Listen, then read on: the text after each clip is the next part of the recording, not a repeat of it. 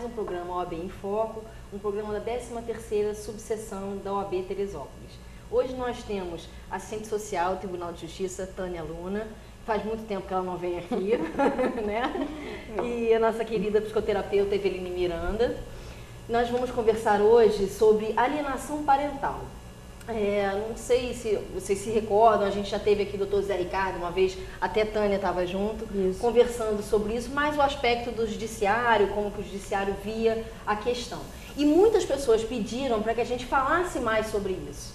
É um tema que está cada vez aparecendo mais. Agora a gente tem uma novela, né, na televisão mostrando um caso, a gente vai comentar também aqui. E o que seria essa alienação parental? É uma prática, infelizmente, comum, né, que um dos genitores adota em prejuízo do outro, ou seja, tenta afastar o filho do outro genitor, ou às vezes de algum outro membro da família. E 90% dos filhos de pais separados ou que estão se separando, ou muitas vezes filhos ainda com os pais casados, mas a gente tem uma estatística que 90% dos filhos já sofreram esse abuso. E o Brasil, infelizmente, é o país com... A gente tem uma expressão muito utilizada, que é órfãos de pais vivos. E o Brasil é um país com maior incidência de órfãos de pais vivos, infelizmente, né? Que é essa alienação praticada por um dos genitores, como a gente vai aqui colocar.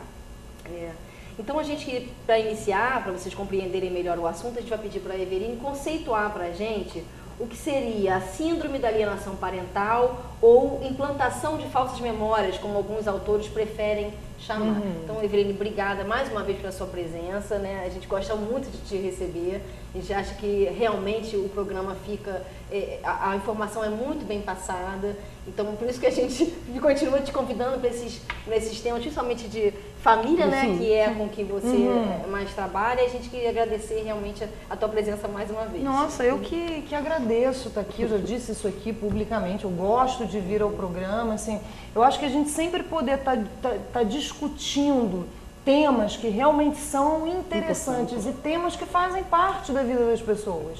Né? Eu acho que a gente ter a possibilidade de falar de situações, de questões que estão presentes realmente no dia a dia da vida de cada um, acho que é muito importante a gente poder participar, é sempre bacana.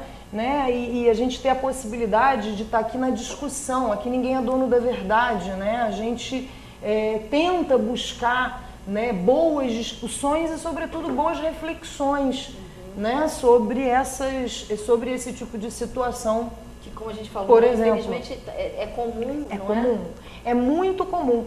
E a gente até havia conversado sobre isso, quer dizer, o tema, né, esse nome, esse conceito, ele é novo, mas o fato não.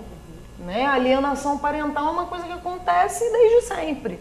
Desde que a gente se entende por gente, né? Desde que o ser humano, acho que desde que se fundou a família, se fundou o Estado, deve existir, né? Junto veio a questão da alienação parental.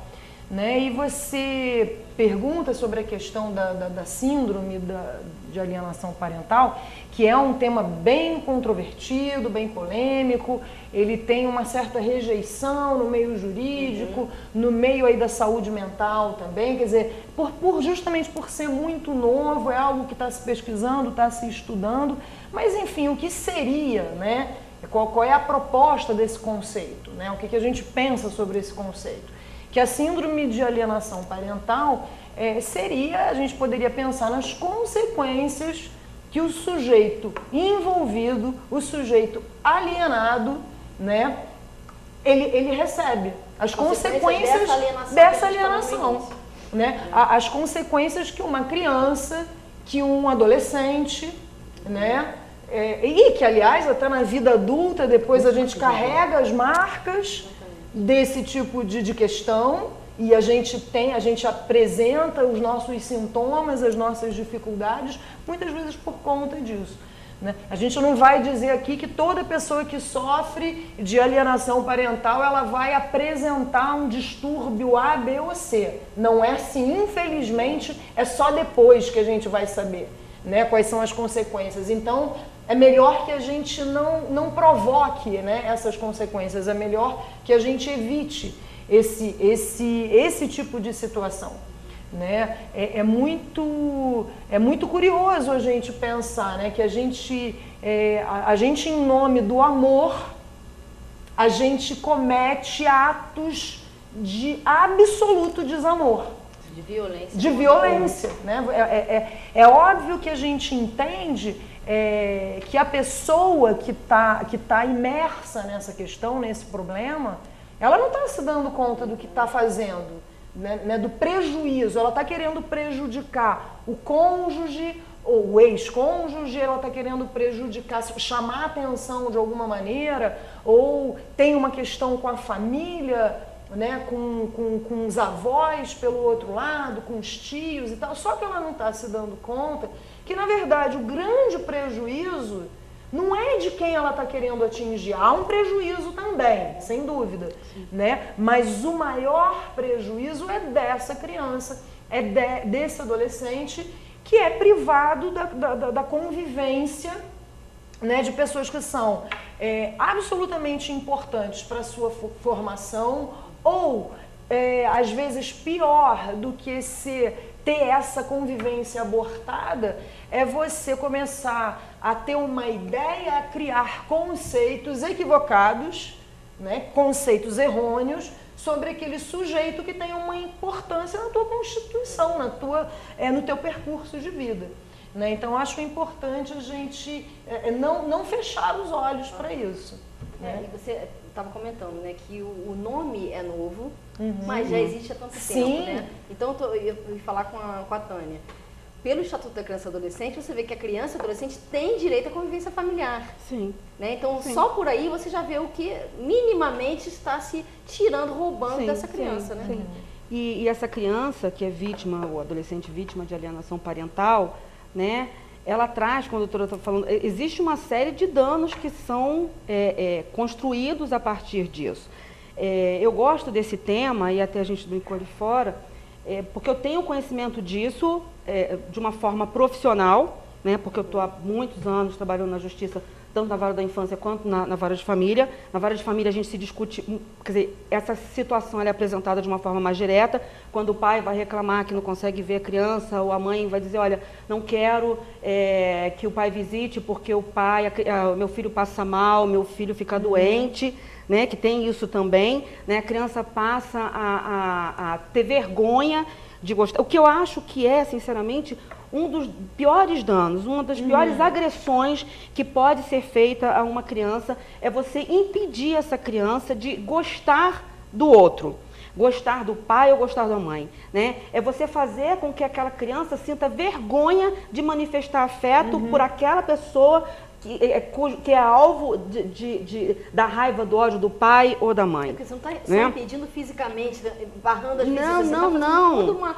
Nossa, você exatamente. Criança, né? E você impedir isso. E aí eu estou dizendo, eu tenho o conhecimento profissional dessa situação por atender diversos casos, assim, tanto na vara da infância, quando você pega a criança sequelada, criança que está agressiva na escola, criança que com rendimento baixo, os professores falam, olha, não estuda, bate, chega na escola batendo, aí você vai investigar, você vai levantar os fatos, a situação, e você percebe o que está acontecendo no meio daquela família, e o que a doutora falou, e você também, que nem sempre não é uma situação, não é privilégio a alienação parental, não acontece quando os pais estão separados ou quando estão em fase de separação, né? Acontece quando aqueles pais, por exemplo, os meus pais nunca se separaram, meu pai morreu há 5 anos, nunca se separaram, viveram em conflito a vida inteira e eu me vi vítima de alienação parental nos 18 anos que eu vivi na minha casa. Aliás, talvez seja a coisa mais comum que tenha, mas isso não é tão discutido porque isso não chega ao tribunal,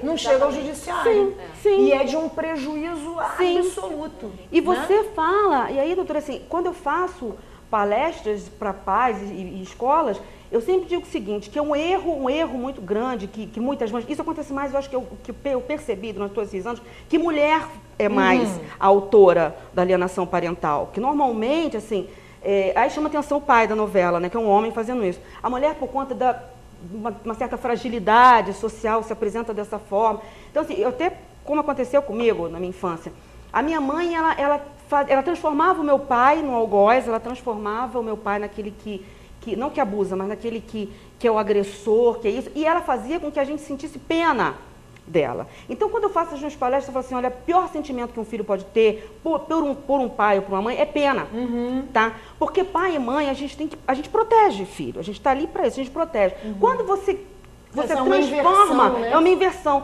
Você se transforma em vítima, você fica se vitimizando o tempo todo. Olha, teu pai nos abandonou, teu pai me abandonou, né? E você quer chamar o teu filho ou tua filha para ser solidário a você, como se ele tivesse que te proteger, e que para te proteger ele tem que ser contra o outro.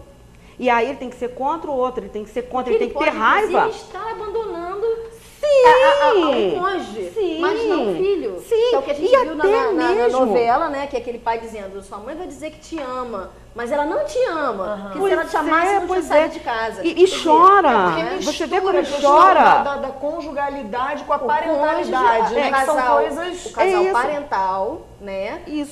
Quer dizer, o casal conjugal é uma coisa, e o casal parental é outra coisa, que tem a ver com aquela criança que está no meio dos dois. Isso, olha, eu considero muitas das situações que eu peguei, não muitas, 40% que eu já acho um percentual bem elevado, é a questão da família. Crianças desestruturadas na escola, crianças com comportamento de agressividade fora, né? Crianças envolvidas, às vezes, com droga, tem a ver com isso. Aí você pensa que às vezes não tem nem violência física dentro de casa. Né? Na minha casa não tinha violência física, mas tinha essa coisa de você ter que ficar o tempo todo optando, e qualquer manifestação de carinho pro outro, você fica, não, ela não vai gostar. A criança pensa, sabe? Quem é que tá certo, quem tá errado. Sim. E você tem que julgar uma criança, se você colocar na mão de uma criança a responsabilidade de avaliar, né? Eu já me peguei, aí eu tô falando assim, né? Ah, Tânia, aluna profissional que sabe. Tem gente que deve estar vendo o programa, vai assistir e falar, tá falando, tudo é mentira. Né? Eu já me peguei enquanto separada, né? Em algumas situações, você está no telefone, você está brigando lá com o camarada, seu isso, seu aquilo, e as crianças estão ali. Você, seu pai, só que aí você acorda. Você se liga, né? Você se liga, não, epa, peraí, ele pode ser comigo, ele foi comigo, mas assim, olha, teu pai é isso, teu pai é um cara legal, teu pai é isso, porque eu não quero provocar nos meus filhos nenhum tipo de sofrimento com relação a isso. E às vezes, né? A dificuldade é essa, né, gente? A pessoa conseguir, tá magoada. Pois é. Né, tá fragilizada. Ela conseguir controlar passar aquilo pros filhos. E a gente, é como a Evelyn estava falando anteriormente, você até entende certos comportamentos, porque somos seres humanos, e estamos magoados, estamos sofrendo. Né? Mas não por isso você vai dizer, tá certo você passar isso para o seu filho, porque não está, tá muito errado, e a gente vai justamente estar aqui debatendo para que as pessoas consigam até se ver, né? Olhar os seus próprios comportamentos, não só o do vizinho. Não, o que será que eu estou fazendo? Será que eu estou fazendo isso? Será que eu já fiz isso? E é importante a gente entender que é claro que uma pessoa que está tendo esse tipo de comportamento, ela está com algum comprometimento, ela está adoecida de alguma maneira. Nem que seja um excesso de ódio, né? Momentâneo. A gente, assim, todos nós, inclusive nós analistas, assistentes sociais e advogados, a gente tem nossos rompantes, a gente tem né, os nossos momentos que a gente não pensa, que a gente fala além do que a gente devia, mas se você consegue recuar, o prejuízo é menor. Não é que não haja, mas não tem jeito, somos humanos e temos limites mesmo, e de vez em quando atravessa no nosso caminho o nosso próprio ímpeto, né? Que a gente não, que nem sempre a gente consegue controlar. Mas quando você consegue se rever e se repensar, você tenta ir colar uns caquinhos. E é por isso, né? Que a informação é importante. Exato. Porque, como você falou, foi diagnosticado há pouco tempo, desta forma, sempre existiu, e as pessoas, por falta de informação, às vezes até não param para olhar para elas mesmas, ou procurar um profissional para conversar com o filho, ou procurar para si mesmo, né? E então, você falar sobre isso, porque as pessoas têm uma mania de deixar as coisas veladas dentro de uma família, né? Porque pega mal, porque isso e aquilo, e você vê que o prejuízo lá na frente é muito maior do que se tivesse falado, nem que seja só com o profissional, não precisa colocar no jornal, mas você está... Né? Você tem que se perceber, mas você tem que se perceber. É muito difícil, né? E aí a importância das equipes interdisciplinares, a importância do Poder Judiciário, a importância do Estado, né? E em algumas intervenções, porque nem sempre você vai se dar conta, né? E você tem que ter um mediador. Até porque se tem uma pessoa que está comprometida, ela não está se dando conta do que está fazendo, ela não está absolutamente consciente do dano que ela está causando, mas tem alguém que está sofrendo esse dano. Então a gente não tem tempo hábil para esperar essa pessoa se tratar, essa pessoa se cuidar e essa pessoa tomar consciência. Aí o outro já se o prejuízo da criança, do adolescente já está acontecendo, já está estabelecido, né? Então eu acho que assim, a gente tem que pensar, né? E eu acho que essas discussões elas têm essa razão de ser também, né? Que é como a gente age, como a gente pode fazer. Né? Que caminhos a gente pode tomar para que esses prejuízos sejam menores. Não adianta só eu dizer que a mãe tem que se conscientizar, beleza, a gente sabe disso. Não. Mas isso pode não acontecer nunca. Mas pode não acontecer. E aí a gente faz o quê? É o que eu falei, eu consegui me perceber na situação porque eu tenho essa estrutura profissional atrás de mim que aí me alerta, você vê né? Casos, você percebe. os Agora, casos são espelhos, nós, né? Agora, para quem não e acha que é absolutamente... E que a coisa da repetição... Você foi criada com a mãe, com o pai fazendo isso com você acha absolutamente normal fazer isso com seus filhos. Não, né? Falar mal do outro. Nós vamos dar uma paradinha, fazer um pequeno intervalo, voltamos já.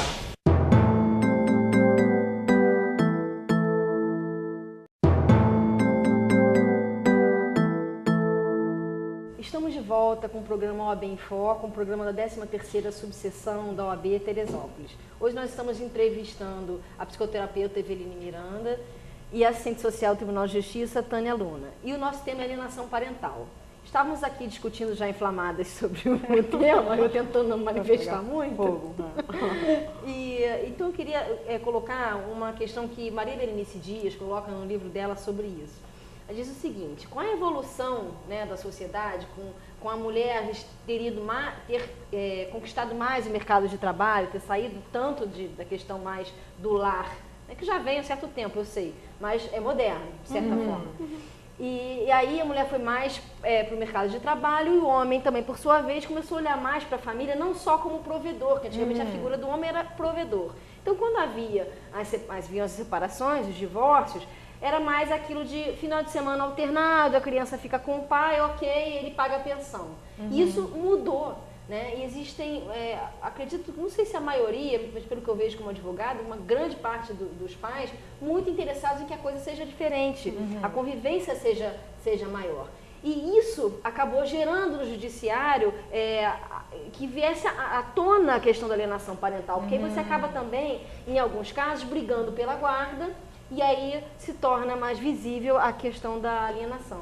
Eu queria perguntar para vocês, para as duas, nos seus trabalhos, é verdade isso? É assim também que vocês veem isso acontecer? Olha, assim, eu entendo que tudo isso que você está falando, que a Maria Berenice coloca, assim, ela é super pertinente, tem o maior sentido. Mas eu até faço um adendo aí. Eu acho que, assim, essa vida moderna, né, a mulher no mercado de trabalho, essa mudança na constituição familiar, né, ela bota uma lente de aumento em questões que já são anteriores. Eu entendo que a alienação parental sem esse nome, ela já existia de uma outra maneira, de uma outra forma. O que ela fala, que você acabou trazendo mais para o judiciário o que você falou no bloco anterior. A divulgação a propagação disso só vai para o judiciário quando há o divórcio. Tem a ver Quer dizer, só não, mas na maioria dos casos vai para o judiciário em caso de divórcio. E tem a ver com o quê? Tem a ver com o mundo moderno, com a tecnologia, né? Nós estamos aqui, a gente discute sobre tantas coisas, né? Há pouco tempo a gente estava aqui falando sobre homofobia, a gente hoje está falando sobre bullying. A gente também não falava muito dessas coisas porque a gente não tinha esse avanço tecnológico nos meios de comunicação, esse acesso, essa possibilidade, né? A gente tinha uma ditadura, né, que não se podia falar muitas coisas. Hoje a gente pode falar. Então, assim, o que eu entendo é que as coisas, elas são as mesmas de outra maneira. A própria questão o olhar, essa coisa da lente que você falou é interessante, porque o olhar mudou. O olhar.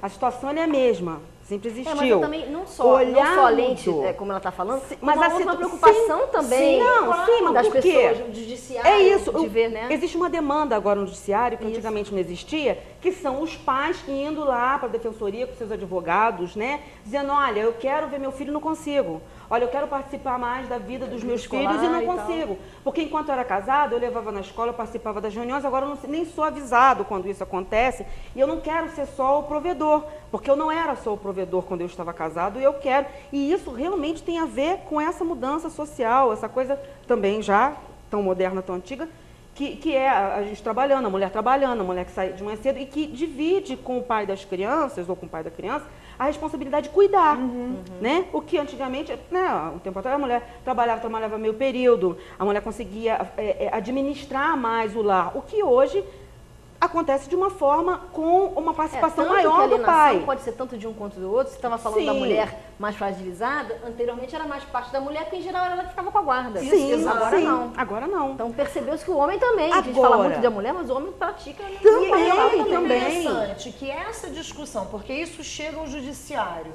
né?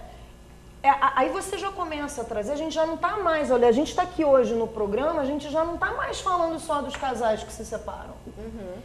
Né? A gente está falando de todo um contexto, disso que essa criança, desse tipo de abuso que a criança sofre dos pais, né? Daqueles que deveriam estar protegendo.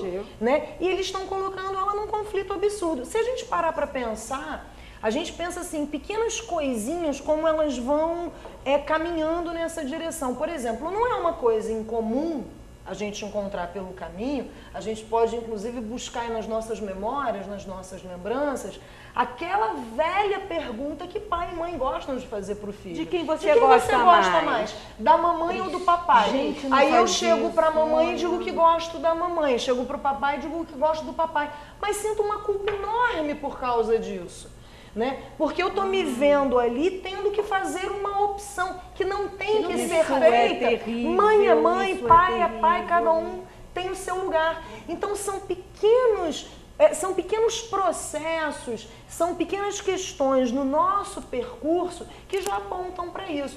Então esse tema, essa discussão é de uma amplitude, né? É de uma importância, porque a gente não vai se restringir a estar falando da mãe que está enlouquecida porque se separou do pai. Porque foi traída. Porque foi traída. Já não se trata mais só disso. É óbvio que isso toma uma dimensão maior, porque a gente tem notícia, porque chega ao judiciário, a gente fica sabendo. Mas e os conflitos internos? E os conflitos dentro de casa? Os conflitos entre que eu acho pior, a mãe sabia? E a sogra. Sinceramente, eu acho muito pior até essa situação que fica acontecendo dentro de casa enquanto os pais ainda estão juntos e que não vaza. Porque quando os pais estão separados, acaba vazando, porque de uma certa forma vai para o judiciário, né? Vai procurar advogado. Mas e quando a criança vive ali durante muito tempo, tendo que fazer essas escolhas e essas avaliações? Agora, um ponto que eu acho que eu não posso esquecer de falar é o seguinte, a gente está falando dessa nova demanda, né, que é pai indo para o judiciário, olha, eu quero participar mais. E eu acho que fica um alerta, porque eu já vi, inclusive na justiça, pais, por conta desse conceito, dessa discussão que se tem em torno da alienação parental, assim, olha, eu sumi 10 anos da vida dos meus filhos porque eu fui vítima de alienação parental. Primeiro ele se coloca como vítima de alienação parental. E não é isso. Então, eu acho que a gente deve deixar claro o seguinte, a justiça está aí, qualquer pai ou qualquer mãe que se sinta prejudicado e que se sinta, que se verifique diante dessa situação, procura o judiciário, né? Deixe isso claro, assim, deixe consignado, para depois não usar isso. Olha, papai não te procurava, ou mamãe não te procurava porque sua mãe não deixava, porque sua mãe, eu fui vítima. Tem muito isso acontecendo. Eu também reparo, eu acho que é uma dificuldade, isso é uma crítica minha, do judiciário em reconhecer a alienação parental. Eu não sei, sim, eu não vejo vocês técnicos, por exemplo, dificuldade de perceber. Pelo que a gente conversa, quais são as características. Mas há muita dificuldade de você colocar isso, entendeu? Do juiz sentenciar dessa forma, porque tem que haver punição. O que você percebe que acontece? Está acontecendo, talvez esteja acontecendo um abuso sexual, que é uma coisa também que a gente vai falar, que às vezes é implantado, não aconteceu, e coloca isso na cabeça da criança. O que acontece é com aquele cônjuge que já está sofrendo, e aquela criança está sofrendo porque está longe dele. Vai ficar mais separado ainda do que o juiz faz, não sabe, né? Na dúvida, ele vai lá e despacha no sentido de suspender ou fazer uma visita supervisionada nada. Mas sabe isso que se tiver isso? acontecer. Mas dizer assim, ocorreu uma alienação parental, isso eu não vejo. Você tem que deixar... Pois é, mas eu acho que existe um medo, eu falo pela equipe como um todo. Primeiro assim, as pessoas têm mania, né, isso de uma forma geral, quantas pessoas vocês conhecem, profissionais, inclusive nas nossas áreas correspondentes, que se formam e nunca mais estudam? Nunca mais estudam e não acompanham Não o que está acontecendo. Pois não é. se atualizam. Então, por exemplo, para uma equipe, né, e graças a Deus não é a minha equipe, mas assim, para um profissional que formou há 20 anos, há 15 anos, antes de começar essa coisa da alienação parental, tá tão, né? E o camarada, ele... Gente, o que é isso? É melhor não mexer nisso. Porque é sério, É melhor não realmente, mexer né? nisso. É grave, Eu vou você dar, tá imputando porque aquela pessoa se com comportamento, você... com transtorno, Pois é. né? Porque na equipe judiciária, tem assistente social e psicólogo, se você faz um laudo, se você faz um estudo detalhado e fundamentado, dizendo é isso que está acontecendo, o juiz vai considerar. Sabe? Não, eu também acho. O juiz vai considerar. O juiz precisa do técnico. Claro. Agora, a gente precisa disciplinares enquanto são técnico, importantíssimas, né? sair de cima do muro. Exatamente. Sabe? Sair de cima do muro, sair de entendeu? cima do muro, ó. O meu parecer é esse. Eu sempre briguei numa situação que eu já vivi profissionalmente, porque, olha, o juiz, quando ele manda um processo para a equipe técnica, seja para assistente social ou psicóloga, ele sabe que o chuchu existe. Ele sabe que o chuchu existe, que o chuchu é verde e que o chuchu dá em parreira. Tem técnico que tem lá no seu parecer, dizer para o juiz que o chuchu é verde, dá em parreira, né, e que é legume. Enfim, o juiz já sabe disso. Ele quer saber o que ele faz com o chuchu. Não estou chamando criança de adolescente de chuchu, Mas não. eu acho ele que quer não, saber, Ele você precisa desse tem respaldo, que ele precisa dizer. que o técnico está ali para passar sim. isso para ele. Mas Agora. talvez, assim, talvez a gente possa pensar em alguns profissionais, porque assim, você em todos os segmentos, em todas as profissões, você tem segmentos distintos. Sim. Você não pode confundir, por exemplo, um trabalho clínico, o trabalho lá do psicólogo, do psicanalista, que está no seu consultório e que você tem um rigor ali em que você tem que estar preservando, né, a privacidade daquele sujeito que te chega sempre. Isso é prioridade. Agora, uma coisa é um psicólogo que está no judiciário Você e tem que ele ser claro. Aí você tem que ter uma outra condução, Sim, é uma outra sim, questão. Porque a Tânia falou justamente, você, Né? no teu caso Sim. é confidencialidade. Você vai até conversar com o pai ou com a mãe. Sim. Ó, tá acontecendo isso, mas não vai divulgar o que Mas o você não paciente falou. pode Ela é o invadir. contrário. É o contrário. Pois é. Esses tem que elementos num relatório, num parecer, num laudo, ele tem que estar claro. Mas eu psicólogo- preciso saber colocar isso ali. Eu preciso ter Pois é. conhecimento para identificar Pois é. isso É o que ela tá e querendo dizer, colocar que às vezes ali. eles não identificam ou É. talvez percebam Tá? acima E tem medo perceber. de firmar Olha, isso, teve um né? processo que eu estudei exaustivamente, síndrome de Munchausen, a síndrome de Munchausen por transferência, que no outro programa eu até falei, que o que é? É uma criança, uma menininha que se sente mal, tem diarreia e febre toda vez que a mãe fala assim, ó, teu pai ligou, ele quer te ver no sábado. Hoje é quinta-feira, tá? Então você tem amanhã e tem depois. Na sexta-feira a menina começa a ter diarreia, né? E essa coisa, e ela convence a menina, né? E se leva a menina ao médico, os efeitos, tá ali. Tá ali, lógico. Tá ali. Né? Tá ali. Que a Então, alma tudo não dá que é conta, feito. o corpo Exato. padece, Mas por né? que isso? E por que eu estou Isso aí- dizendo isso? Porque eu estava diante de uma situação que eu precisava ter elementos para entender aquilo, né? Eu sabia que era alienação parental, eu identificava, não tinha nem ainda essa denominação, Essa essa nomenclatura, nomenclatura, alienação parental. Mas para mim estava muito claro que a mãe estava manipulando aquela menina, porque o ódio, eu também nas entrevistas ela deixava muito claro, que o ódio que ela sentia pelo camarada era a coisa mais importante da vida dela. Tá? Era a mais importante da vida Era dela. mais importante do que o amor dela Muito por essa mais, filha, nem né? se comparava. Você vai nutrindo esse Sim. ódio, né? Então ela queria convencer essa é a questão. todo mundo, né, e nós, a equipe, de que aquele homem era a pior coisa para se apresentar para aquela menina e convencia a menina disso. E aí eu percebo isso, né? Eu estava percebendo isso. Mas eu tenho que colocar isso de uma forma muito clara e apresentar elementos ali. Olha, doutor, olha, excelência, isso se dá dessa forma porque eu percebi dessa forma, porque eu sei disso, disso e disso. Eu captei isso, isso e isso. Tem que estar tudo muito fechado. Muito fechado. E é um compromisso muito grande porque, mesmo quando eu trabalhava na vara de família, eu sempre dizia assim, olha, eu não estou aqui para defender nem os teus direitos, nem os teus direitos. Eu estou aqui para defender, apesar de ser vara de família, não é vara da infância, né, da juventude, eu estou aqui para defender os direitos do teu filho. Quando a gente faz um estudo olha, o pai está pedindo a visitação, o pai, eu tenho o direito de ver meu filho. Não, o seu filho tem direito de te ver. Sim. Seu filho tem direito de conviver com você. Famílias já foi colocado dessa forma. Direito de convivência isso, não é mais regulamentação de visitas, porque pai e mãe não visitam, né? Convivem, e é um direito da criança. É isso. Então, assim, você inclusive você pode ser penalizado por não satisfazer. Quer dizer, porque hoje em dia tem decisões, inclusive, de dano moral. Discute-se muito isso, mas tem decisão de indenização por abandono afetivo. Sim, a gente até falou disso no outro programa e é uma questão e tanto, E aí, né? por isso que eu disse que é aquela coisa assim que a gente tem que ter um olhar muito preocupante.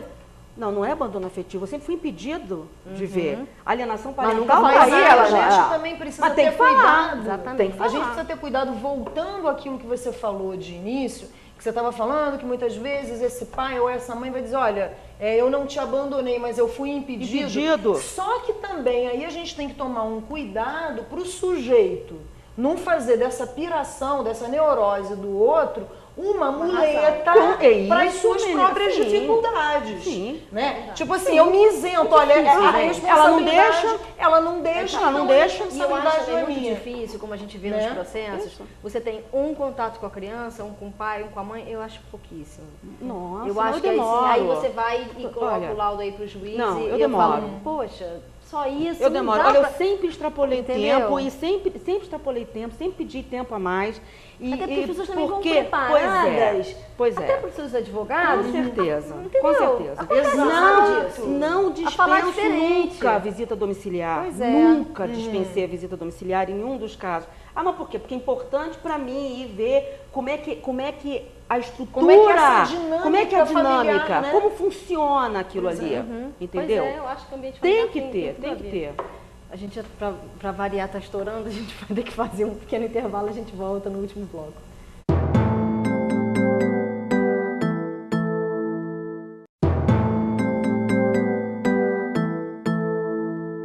Estamos de volta com o programa OAB em Foco, um programa da 13ª subseção da OAB Teresópolis. No programa de hoje estamos debatendo sobre alienação parental com a assistente social do Tribunal de Justiça, Tânia Luna, e a psicoterapeuta Eveline Miranda. Dando continuidade ao que a gente estava aqui conversando, eu queria te pedir, Eveline, para tentar conceituar não, falar para a gente alguns aspectos que poderiam demonstrar que está existindo uma alienação parental por parte do alienador, aquela pessoa que está cometendo essa prática. Olha, gente, assim, a gente sabe que isso não é nem muito difícil, não, porque, assim, é lógico que cada sujeito é um sujeito e vai se comportar de uma maneira diferente, né, em relação a isso, mas até tem um padrãozinho aí de algumas coisas, né, que coisas do tipo de se falar muito mal do outro, de se falar em verdades, inventar histórias, né, a gente impedir que a criança fale com o pai, aí no caso ou às vezes mais sutil até, às vezes sutil, criar barreiras, e às vezes essa sutileza, né, essa coisa meio silenciosa, ela é mais danosa, porque quando é uma coisa muito exacerbada, às vezes a própria criança ou o próprio adolescente, que a gente escuta isso, minha mãe não tá bem, meu pai não tá bem, tá falando demais, mas às vezes tem aquele conflito, aquela guerra fria, silenciosa, que isso é muito perigoso. É muito perigoso e muito danoso, né? Mas existem várias questões. É você começar a falar mal, você dizer que não te ama, porque me fez mal, porque me bateu, porque você vai sair, você vai correr perigo. Ele não é uma pessoa de confiança, ela não é uma pessoa... Eu não tenho nada contra o seu pai, mas eu tenho tanto medo quando ele vai com você na rua. Ele é irresponsável, pode ele até já deixou você cair quando você tinha 3 dias. Tipo assim, eu não tô falando mal, tadinho. Ele é até bem intencionado, mas ele é meio assim bobão, né? Ele não sabe cuidar de você. Então, a gente vê esse tipo de coisa em relação a quando isso acontece em relação a uma determinada pessoa, a avó, né? Lá eu cismo com a mãe do meu marido e eu boto na cabeça da criança, olha, não, você não vai para casa da sua avó, porque sua avó não tá boa, não. A sua avó, ela tá meio gagá, e aí a gente né? tem tá meio incidência de processos de avós pedindo direito de de visitação. Eles não têm condição de cuidar de você, eles não têm condição. Então são coisas que a criança ela vai internalizando aquilo, ela vai ouvindo aquilo, muitas vezes ela vai tomando aquilo como verdade. E, inclusive, ela vai tomando fatos não ocorridos como verdade. Como a gente falou, implantação de falsas memórias. Exatamente. Até em casos graves, chega até abuso sexual. Como abuso sexual. Não ocorre e a criança está dizendo que está ocorrendo. Isso é triste demais. Pois é. Tânia tem até uns casos mais concretos, sem dizer nomes, obviamente, de crianças nessas situações. Crianças que se apresentam e que vêm para entrevista, ou quando a gente vai fazer visita, que elas falam com detalhes, inclusive, de como o papai abusou, ou de como a mamãe abusou, porque também tem isso, pais que denunciam, de como a mamãe abusou, e aí você começa a conversar, e aí você começa a fazer com que a criança te fale de como ela conseguiu, como ela lembra, né? E que idade ela tinha, por exemplo, se uma menina, uma criança de 10, 9 anos, que idade ela acha que ela tinha? Eu era bebê. Você era bebê? Mas você lembra disso? A mamãe me contou tudo, né? Papai me contou tudo. Aí você começa a ver como aquilo foi plantado. Por isso que eu digo, aí a gente fala que um encontro só não basta, né? Você tem que ficar ali, você tem que ficar vasculhando, você tem que estar prestando atenção. Agora, os danos que são criados, que são causados nessa criança ou nesse adolescente, mais na criança, que a gente estava falando, adolescente tem que ter muito cuidado, porque às vezes o tira no pé, né? Assim, o feitiço vira contra o feiticeiro, porque o pai quer manipular, a mãe quer manipular, e aí os dois acabam sendo, dois acabam sendo manipulados por aquele indivíduo que eles criaram, tá? Aquela situação se volta contra. O Zé Ricardo costuma dizer muito isso, tá? Na audiência. Tipo assim, cuidado, hein? Você está criando um monstro. Você está criando um monstro, exatamente. Mas é mesmo. Né? Aí você fica que nem você falou, o pai ou a mãe, de quem você gosta mais, do papai ou da mamãe? E a criança vai criando com aquilo e percebe assim, olha, eu gosto muito de você, mas eu também gosto mais do papai, porque o final de semana que eu passei na casa dele, ele me deu isso. Exatamente. Não. Aí a mamãe, né, vai. E aí você vai criando uma pessoa manipuladora. Manipuladora. Aí depois você vai reclamar. Né? Aí depois você vai reclamar. E depois começa. São nuances, assim, pois que às vezes as pessoas não percebem. São detalhes, né? Que podem você fazer está uma coisa tá ligada à outra. O que você está fazendo dentro da sua casa?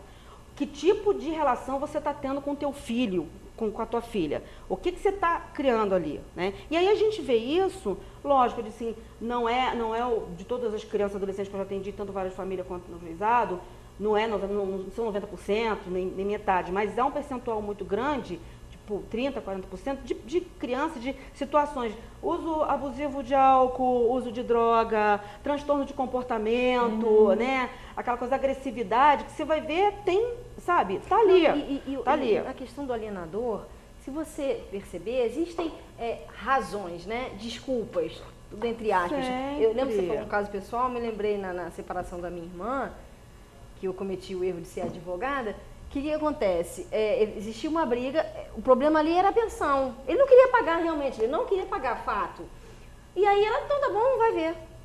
Então quer dizer, mas ele não está pagando. Existia uma situação, se dependesse dele, aquela criança ia morrer de fome, mas ao mesmo tempo a visitação não tinha nada a ver. A criança queria aquela convivência, né? Isso foi. Não, você encontra muito judiciário isso. E eu tentei justamente que chegasse a um acordo. Mas enfim, ocorreu. E aí você diz, tá certo não pagar? Tá errado, né? Super errado. Mas uma coisa, Suzane, outra coisa quem é que está tendo prejuízo real de não estar tendo contato com o pai? Não entende isso. Essa que tem que ser sempre a discussão, né? Eu acho que quando a gente propõe até um debate como esse, né? Porque assim, você tem alguém que realmente está sofrendo prejuízo mesmo. Né? É claro que a gente muitas vezes não tem como se defender. E não tem como se defender. Eu tenho uma amiga, né? Que a psicóloga uma vez disse a ela, como ela não tinha contato com o pai desde bebê, N fatores, casos típico para mim, que eu vejo hoje de alienação, mas ele usou isso para se afastar, e disse assim, você tem um problema com seus relacionamentos, porque o primeiro homem da sua vida te rejeitou. Então você vê os danos que podem ser causados lá na frente para aquela criança que já... E aí muitas vezes a mãe pensa assim, como eu já cansei de ouvir, mas ele não é boa influência para ela. Sim. Aí, como a doutora Raquel costuma dizer pra minha audiência, não é boa influência, mas houve um momento que você achou que era quem escolheu foi você, não, mas é isso. Né? Você fica falando, entendeu? Aí tem muito isso, o pai ou a mãe, olha, tua mãe não vale nada, porque isso aqui. Meu filho, não tenta dividir com o teu filho, né? Ô, camarada, não tenta dividir com o teu filho a responsabilidade pela escolha que foi tua. Não, e mesmo quem escolheu mal foi enganar. você. E se você escolheu mal mesmo, Pois é. porque às vezes a gente escolhe mal, faz escolhas equivocadas ao longo da vida, mas a gente tem que arcar com isso. Sim, sim. Você vai ter que bancar isso de alguma maneira, E aí, né? e aí a justiça tá aí, tipo assim, olha, eu não quero porque o camarada é um traficante de drogas, ele usa a droga, o usuário usa quando a criança vai para visita, e olha, ela é profissional da prostituição e se prostitui com a menina na cama. Então você tem como argumentar, né, na justiça, olha, eu não quero visitação por conta disso e disso, e tudo vai ser avaliado. Agora, simplesmente você querer fritar, né, o cérebro e o coração de uma criança, sinceramente, para mim, é muito criminoso. Causa prejuízo à formação daquela criança, Sempre. de qualquer maneira. Ainda que o pai seja isso tudo aí, por exemplo, esse exemplo que você está falando. Eu falei ali fora para você, tomara que minha mãe não veja esse programa, mas assim... Minha irmã também. Pois é. Eu fui salva porque eu tinha um elo afetivo com o mundo, que era a minha avó. Porque tanto meu pai fazia alienação parental, ele era autor, quanto a minha mãe. Assim, eu e minha irmã, nós vivíamos naquele centro ali e eu lembro que eu sofria muito, porque às vezes eu queria muito chegar perto do meu pai, eu tinha vergonha, inclusive. E às vezes eu queria muito chegar perto da minha mãe e se meu pai estivesse olhando, eu tinha vergonha. Como é que eu vou gostar de alguém que é tão ruim quanto ele está falando? Como é que eu vou gostar dele se ele é tão ruim quanto ela está falando? Não pode. Então, é uma culpa imensa. Eu costumo dizer... eu não fui salva mesmo pela minha avó, tanto que minha segunda filha, o nome da minha segunda filha é inteiro o nome da minha avó. Lília Lobato, tive o maior problema. Lília Lobato Xavier Luna Maia. Porque assim, hoje eu sou só Tânia Luna, quer dizer, sou Tânia Luna, eu seria Tânia Luna drogada e prostituída, não tem Cristiane F, drogada, seria Tânia Luna F, drogada e prostituída, porque milhões de vezes eu pensei em fazer isso, tipo assim, eu olhava pra cara dos dois e pensava assim, me vingo. Sabe, quando eu comecei a tomar consciência, já adolescente, do que faziam, né? Eu não tinha nada a ver com isso, eu não tinha que ser acordada nem por um nem por outro, né? Às 4 horas da manhã, olha o que ele está fazendo, olha o que ela está fazendo, olha o que ela falou, olha o quebra-pau. O que é isso? Sabe, por que estão me enfiando numa história? Né? Por que eu tenho que pagar essa conta? Essa conta não é minha.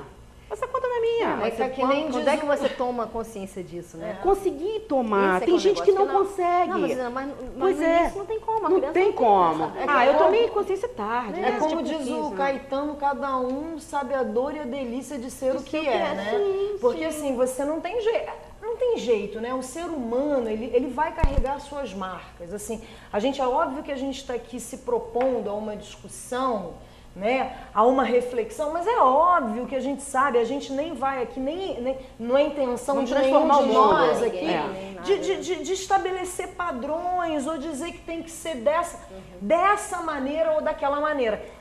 Agora, uma coisa é clara, o que tem que ser a gente efetivamente não sabe, mas muito do que não deve ser, isso dá pra gente pensar. Com certeza. É aquela história, a gente tem de fato nossos deslizes, por mais consciência que a gente tenha das coisas, né? Como a gente estava falando anteriormente, às vezes a gente se vê arrebatado pela nossa própria humanidade.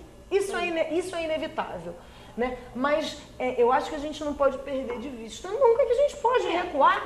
E a gente quem pode é recuar. importante mesmo nessa história? Quem é E não que pode se você defender tem? Pois é. nesse momento, né? E a gente não está falando assim, não sinta raiva do seu ex-marido. Não somos sinta ele é um raiva santo, da né? sua ex-mulher. Não transforme seu marido na melhor coisa do mundo, nem a tua mulher na melhor coisa do mundo. Mas proteja o seu filho desse sentimento que você tem pelo outro. Proteja, né? A gente está dizendo assim, olha, todo mundo sabe que atravessar a rua com o trânsito atropela, né? Tem esses programas todos e a gente não está... Assim, então, o que a gente está dizendo assim, olha, cuidado ao atravessar a rua. Tá? Você vai atravessar, você vai continuar atravessando. Mas cuidado ao atravessar a rua porque pode ser danoso, você pode ter dano. E é isso, né? Se as pessoas tivessem consciência, tipo assim, eu acho que se ao ver um programa desses, né? Se alguém começar, uma pessoa... Pô, será que aquilo que eu falei ontem do Zé? Do Zé? Pô, será que foi bacana, Será que né? foi? Pois é. Na hora de abrir a boca hoje, falar assim, olha, amanhã você vai para casa do cretino do teu pai, se você puder falar assim, amanhã você vai para casa do teu pai, aí você... Deixa o cretino para depois que a criança sair. É isso aí. Né? Deixa, a gente está dizendo aqui, não chame o teu né? ex-marido de cretino, mas não chame o teu ex-marido de cretino na frente do teu É, filho. a gente, bom, para variar, o horário passou, a gente precisa de considerações finais, mas eu me lembrei enquanto você falava de uma coisa que a Tânia falou ali nos bastidores, eu vou dividir com vocês. A gente não está aqui fazendo esse programa, trazendo essa informação toda, né? E Tânia colocou falou um pouco dela, eu dei um exemplo também pessoal, enfim. É para dizer o seguinte, não é um julgamento de, olha, alguém assistindo vai dizer, por que isso? Estão dizendo que eu estou fazendo isso errado, aquilo, mas eu estou sentindo uma dor, eu fui magoada, eu fui machucada, ou coisas, né, piores, enfim. A questão isso pode acontecer com qualquer um, é por isso que a gente está falando isso tudo. E Tânia falou lá nos bastidores, ninguém trabalha com família impunemente. Ou seja, alguma coisa você trouxe aí também que quis, né, que você quis tornar um profissional da área para trabalhar justamente com isso. E desde que o mundo é mundo, as pessoas têm conflitos. Os conflitos são inerentes à sociedade, ao ser humano. Né? Então são os conflitos, existem as emoções e a gente está aí para justamente tentar olhar para isso da melhor forma, ter mais informação sobre o que está acontecendo, na medida do possível a gente está melhorando os nossos comportamentos. Né? E família realmente é a base, é onde tudo começa. Então, você tem que olhar assim, para o seu filho dessa forma e tentar protegê-lo dessa situação que não foi ele que criou. Né? Então, eu queria pedir as considerações finais da Eveline e depois da Tânia, por favor, que a gente realmente está passando. Então, eu vou pegar a carona aí nisso que você acabou de dizer e reforçar a minha fala com a seguinte questão: a gente aqui não está ditando nada. Aqui todos nós aqui somos passíveis dos maiores enganos, todos nós, mesmo. E como a gente erra, né? Eu acho que a gente erra todos os dias. Acho que a gente já acorda errando, né? Isso é inevitável. Mas assim, a nossa ideia é fazer esse convite a uma reflexão, né? A gente poder errar, mas se rever, e a gente fazer aquele velho clichêzão barato, né? Mas que tem o seu valor, que é a gente aprender com os nossos próprios erros e a gente revisitar as nossas memórias, revisitar as nossas histórias, porque todos nós carregamos marcas e mais marcas, né, na nossa alma e muitas vezes no nosso próprio corpo. Né? Então a gente sabe os prejuízos que a gente carrega. Então, se a gente puder, né, na relação com o outro, tentar melhorar um pouquinho isso, prejuízo vai ter de qualquer jeito, não tem jeito, né? Mas que os prejuízos não sejam tão grandes e tão devastadores, eu acho que a gente já está no lucro. Bom, só vou acrescentar rapidinho, tá? Só vou acrescentar o seguinte, eu acho que a gente deve acrescentar a nossa lista de cuidados que a gente tem com os filhos, né? Tipo, quando é bebê, não dormir de bruço, não botar isso no berço, não sei o quê, papapá, botar para rotar. Depois, ensinar a atravessar a rua, ir para a escola e alimentação. Acho que a gente deve incluir nessa lista de cuidados que a gente toma, que a gente dedica aos nossos filhos, mais um cuidado, né? Mais um cuidado, que é essa questão de não abusar dele nesse sentido.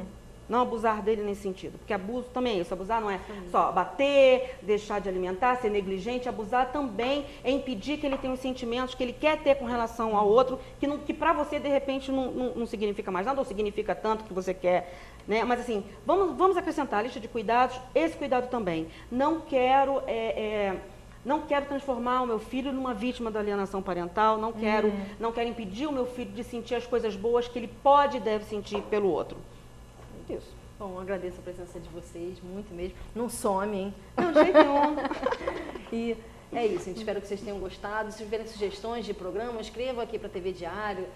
E a gente vai ter o maior prazer em tentar trazer profissionais para tratar do assunto, tá? Obrigada.